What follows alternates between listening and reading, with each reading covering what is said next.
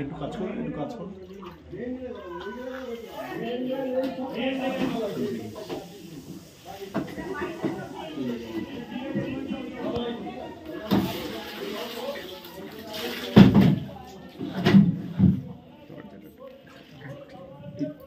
দরজাটা দিয়ে যাবে এদিকে, দরজাটা দিয়ে যাবে না।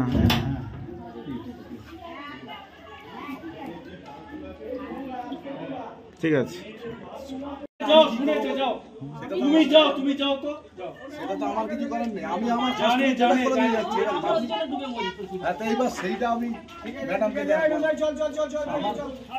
আমি কাজ করি কিনা বৌদিও জানি, বৌদি দেখে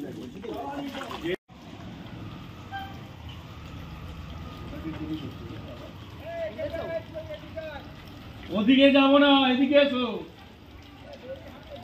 বেশি কথা বলো তাহলে তাহলে ওইটাই খবর, ওইটাই খবর। আসতে হবে না। হয়েছে আমি চিনিটা নিয়ে আসি। অযোধ্যা আসছে আবার সভাপতি আবার কি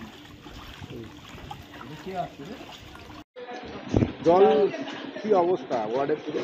ওয়ার্ডে তো সব জায়গায় জল দেখছি, কিন্তু আমি তো কাল থেকে তো 4টে মেশিন চলছে, তাও জল কমছে না।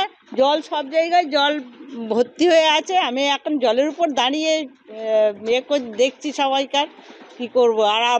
আর বস্তি বাড়ি ওদিকে সব জলে ডুবে আছে, তাদের রাত্রে খাবার দাবার দেয়া, জল দেয়া সব করে দেয়া হয়েছে। এখন দেখা যাক কি পরিস্থিতিতে দাঁড়ায়।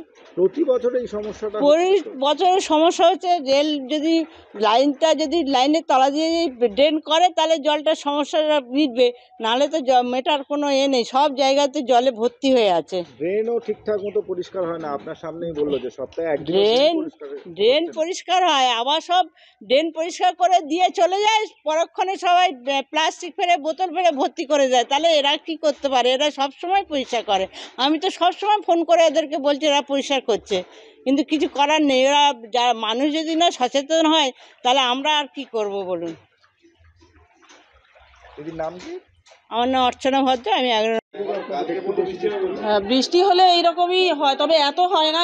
গত বছর হয়নি, এবছরই এতটা মানে বৃষ্টির জল ঢুকে এরকম ক্ষতি হয়ে গেছে ঘরে। আপনার ঘরের মধ্যে তো একাধিক জল। হ্যাঁ জানি না, সমস্যা হচ্ছে ড্রেন নিয়মিত পরিষ্কার হয় না, আর জল তার জন্য আটকে যাচ্ছে।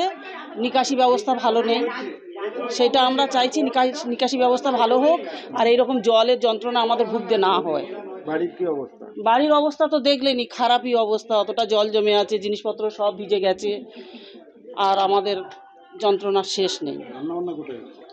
রান্নাবান্না কোনো মতনে উপরে করছি, আর যত পোকামাকড় পিঁপড়েতে মানে নিচে নামতেও পাচ্ছি না, এমন অবস্থা। কি নাম আপনার?